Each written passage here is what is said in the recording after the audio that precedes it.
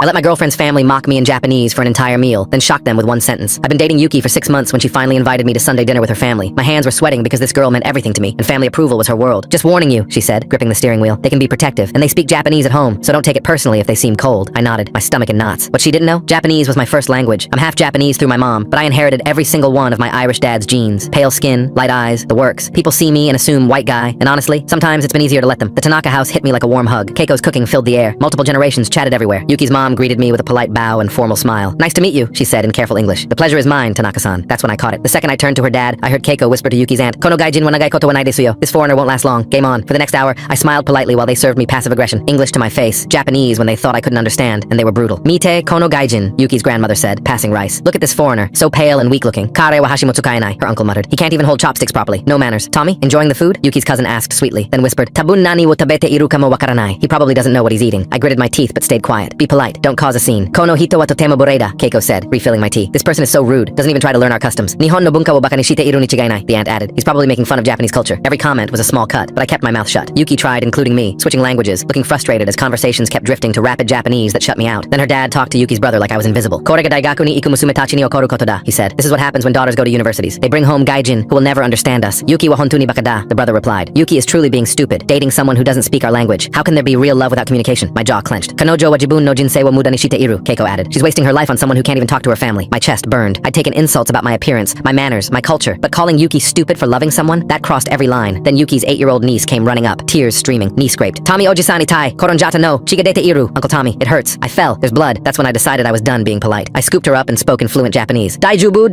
misete, taishipita koto nai kedo, kirei ni shu. Every conversation stopped. Chopsticks froze midair. I carried her to the kitchen, my voice carrying back as I cleaned her scrape. Obachan ga itsumo ite ita no, kazoku no kisu ga ichiban yoku naosute. The silence was deafening. When I returned, 15 pairs of eyes stared at me like I'd risen from the dead. Itsu kara nihongo wo hanashite iru no, her father whispered. I looked him straight in the eye. Umareta toki kara, since I was born. Keiko's face went white. Ya, kite ita no ka, then you heard. Zenbu, everything. I switched to perfect Japanese. I heard how I'm just another weak, pale gaijin with no manners, how I can't use chopsticks, how I'm making fun of your culture. But what hurt most was hearing you call the woman I love stupid for choosing me. Complete silence. My name is Jacob Yamamoto O'Connor. My mother is Yamamoto Michiko from Kyoto. I was raised speaking both languages, spent summers with my obachan, and yes, I know authentic Japanese culture. Yuki's grandmother stood up, tears streaming. Tommy-kun, gomen nasai. I'm so sorry. I stayed quiet to show respect, I continued. Even when you talked about me like furniture, even when you questioned whether I could truly love Yuki, the little niece tugged my shirt. Tommy Oji-san, tell them about Obachan's garden. I looked around the table, then at Yuki, who was staring like she'd never seen me before. Maybe another time, I said softly. I kissed Yuki's forehead. I'm going home. You have family business to handle. 2 days later, her dad called. Jacob-kun, we owe you an apology. Come back this weekend. Keiko wants to make her Obachan's katsu. Only if you keep speaking Japanese. I'm dying to tell you about the time my Obachan chased door-to-door salesmen with a bamboo broom. That weekend, the niece introduced me as Tommy Oji-san, who speaks 2 languages and tells the best stories. Her grandmother cried when she realized my Japanese was more formal than her grandchildren's.